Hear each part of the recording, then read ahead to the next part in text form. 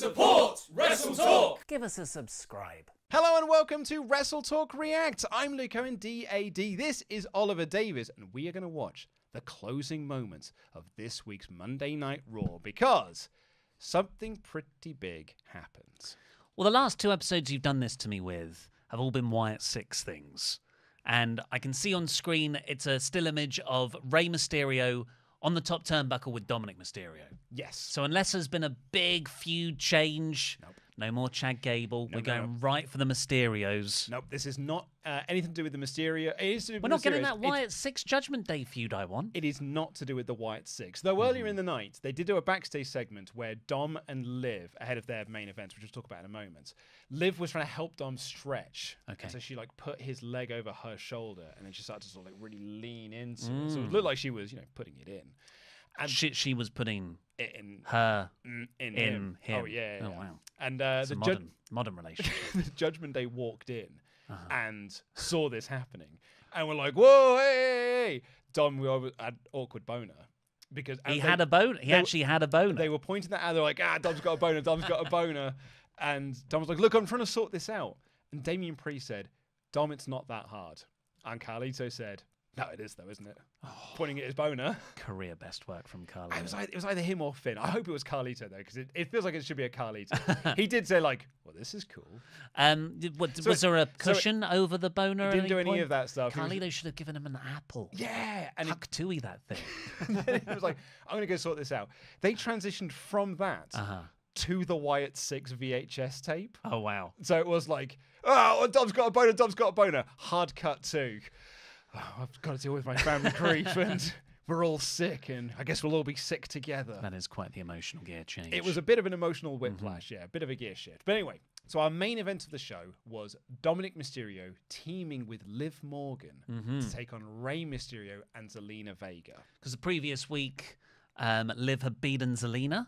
Yes. With Rey was in Zelina's corner, obviously. He came down to stop Dominic because Dominic came down to sort of make sure that that Zelina won, but sort of inadvertently helped Liv win, and then Rey came down and they get into a scuffle. So they're having this tag match here, and we're about to watch the closing moments of it. Okay, so Rey is... Oh, Liv has slid a chair into the ring way too far. That is Paul Heyman level of, here's a chair, Brock. Also, but the referee's distracted. She doesn't need to distract the referee. She's a legal participant in the match. Yeah, but it's heat. It's heat. Is it? So Liv has dropped Rey onto the top turnbuckle. He's not getting a boner anytime soon. Maybe he is. Don't know what he's into. A big frog splash from Dom off the top rope. That's it. Dom has pinned Rey with his real dad's move. That's like isn't that like?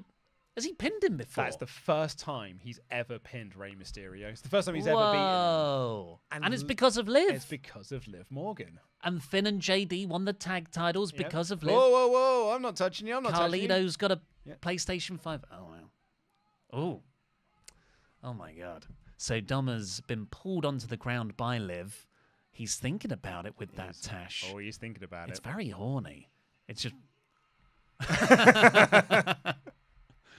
That is some brutality music. Oh, there's no. Rhea. Mummy's home. Did she bring snacks? Did she bring Coming out my with her favourite popcorn. gold bars and a pizza from Asda? No. She's just brought anger. Yep, she's no. proper angry. Oh, no, Mum's had a bad day at work. Liv is out of there. Liv is more out of there than Jey Uso when he hears a piano note.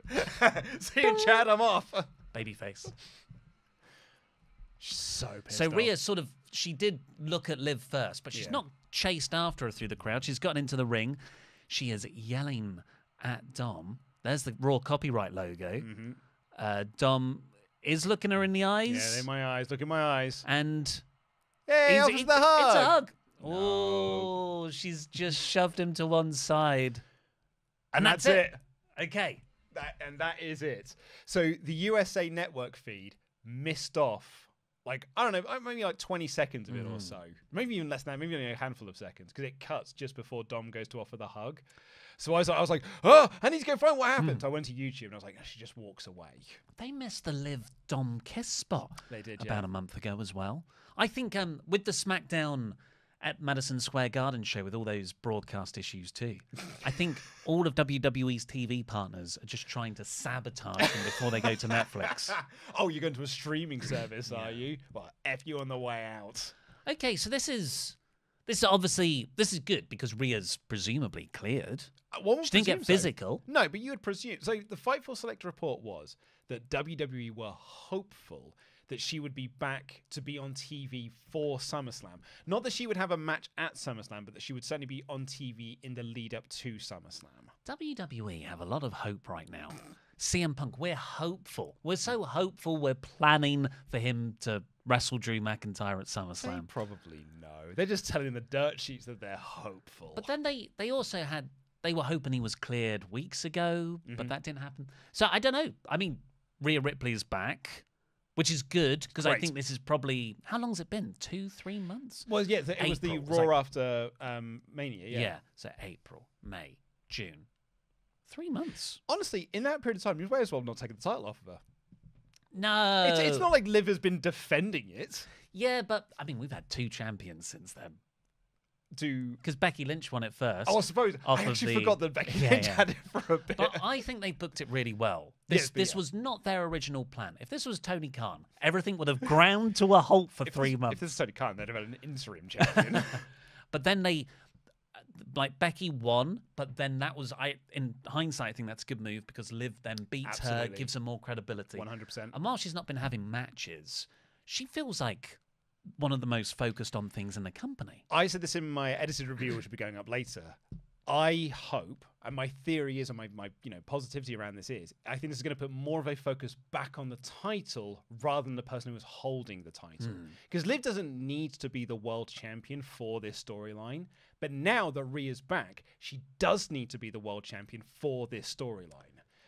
So surely she needs to be the champion while Rhea's not around. She didn't need to be the champion to try and lure Dominic away. But it's not just that. It's the getting in Rhea's head. It's the revenge tour. I've got your championship. I'm going to get your man. And you can do that. And I'm going to get the whole faction. And you can do that while also being in storylines around the world title, which he hasn't been doing. That's my point, is that now the focus should go back. Selena. Who hasn't won a match in a year? And that was last week. Whoa, she had that Puerto Rico. She lost. She had that backlash thing. So anyway, I'm hoping that this puts the focus back on the world title and makes it feel like it's something that people want to win. Because Rhea wants to win that title back. SummerSlam's shaping up to be quite tasty. You've got yeah. Gunther versus Priest, Punk versus Drew, Solo versus Cody. Yeah. Which, I'm now not as into, weirdly, because I just want all Jacob Fatu all the time. Yeah. But then you've got... Which was WWE's worry. Yeah. Yeah, it was. Rhea Ripley versus Liv Morgan. Yeah. With, presumably, Dominic on the line. I would do the ladder match. You make it a ladder match. You do the parody of SummerSlam. You don't make reference to we're parodying the SummerSlam. You don't put Dominic in the graphic in the middle looking like a lost puppy for custody of Dominic Mysterio. You don't do that. I think lean into that. I think do it. I think you lean into it to the point where you let the fans run wild with making the match graphics and stuff. But you on TV are not saying this is a direct reference to a match we did at SummerSlam 20 years ago. Wouldn't you want to honour that, though? Like, Triple H is all about history and legacy and stuff. He's like, and 20 years ago, this isn't the first time Dominic Mysterio has been involved in a ladder match at SummerSlam, because 19 years ago, there wasn't 2005? Yeah, 2005, wasn't it? Yeah. There was the Eddie versus Ray match for his custody. I'm saying you let the fans do all of the parodying for you. You're telling a very serious story, and it's a very serious ladder match for a very serious world title. Because that was for a contract that was for a paternity of a child. Yeah. That is, something that it's ultimately a little bit silly. But you go back and watch that, and everyone's playing it super straight. Michael Cole's commentary is so excellent great in that match. As the father of, I believe, an adopted child. Yeah.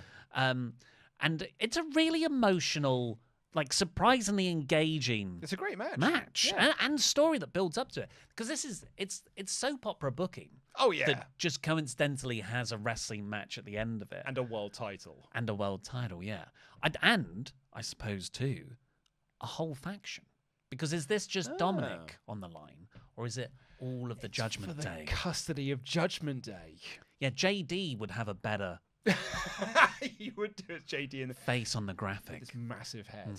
So yeah, I mean, I wonder if at SummerSlam, because I do think you're going to do Rhea versus Liv at SummerSlam. If Rhea is cleared, which if she's back on TV, one would presume that she is, because it's not like Punk. Punk's been on TV quite a bit while injured. Rhea's not been at all whatsoever. I think 3 months was the expected recovery time for they thought that a torn something. What was it? Separated shoulder or something like that. But they did think that she should be back for SummerSlam.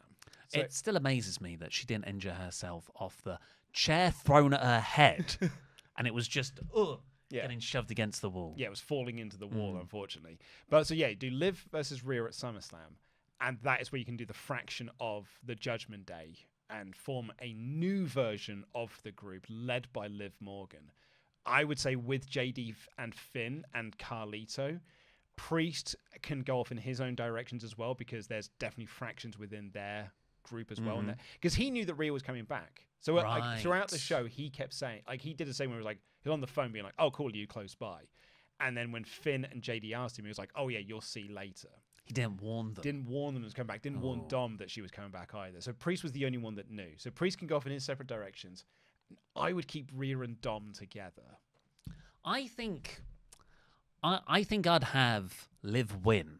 I would too. At SummerSlam, which means she's the women's champion. I'd also have Damian Priest lose to Gunther. Me too. So Priest has lost the World Heavyweight Championship. And suddenly, the OG members of Judgment Day, who aren't Edge, which is Rhea Ripley and Damian Priest, they're without the titles. They're without their status. They've lost the tribal chief. Like, Judgment Day should start doing acknowledgement ceremonies. And actually, the first people they were feuding with were Finn and Liv. Maybe they could try and recruit AJ Styles as well. And I would have, Rhea and Damian are effectively kicked out the group. And it is Liv and the tag team champions, Finn and JD, and Carlito. And maybe a reluctant, but kind of liking it, Dom. So you'd have Dom as almost like the Jey Uso of the group. Yeah, he's there, he's conflicted, but, these were the rules of the match. He's ultimately quite a rule-based guy because of the Dom submissive relationship, I guess. Yeah. I want to put them back together. Liv Morgan is his tribal chief coming out of this. He will acknowledge her. Yeah. So I think this is a cool return. I think this is really, really great. I'm really excited to see Rhea Ripley back. And it was a great pop as well. We've been talking about this pop for a while of like what it's going to be like when that music hits. And I think they did it brilliantly. Like, Dom has been pushing Liv away and away. Keeps pushing into and keeping her at arm's length. Even in the moments where she's sort of like coming onto him, he's been pushing away. I don't want to be involved in this. But the second he nearly gave into that temptation is the moment that Rhea came back. And I think that's really well done. Yeah. And JD and Finn as well, like that. I mean, Finn's having it off with Liv, right? Oh, totally. I mean, he took the key card. He took the hotel key card. I mean, he didn't know what room it was. How would he know? How would he know what room it was? Yeah. But he and JD are definitely doing it with Liv. Wow. Tag team. They're champions for a reason. Double team moves. But anyway, that's what we thought of this. Let us know in the comments what you thought of this segment here on Monday Night Raw. And also, if you're clicking things in the video description, check out the other reactions that we have done to the Wyatt 6 debut and the first Bo Dallas Uncle Howdy promo video as well. So check those out. And later on today, we'll have our full review of Monday Night Raw. Till then, I've been Lico and DAD. That's been Ollie Davis. Jam that jam.